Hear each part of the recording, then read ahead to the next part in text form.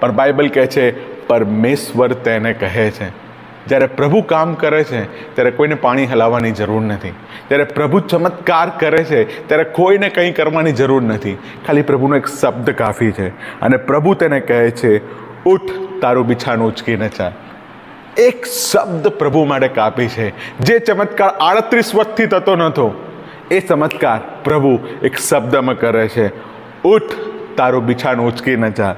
જે તું બિછાનામાં 38 વર્ષથી પડી રહ્યો છે, જે બિછાનાને તે તારું ઘર બનાવ્યું છે, એ તું ઉચકીને ચાલ.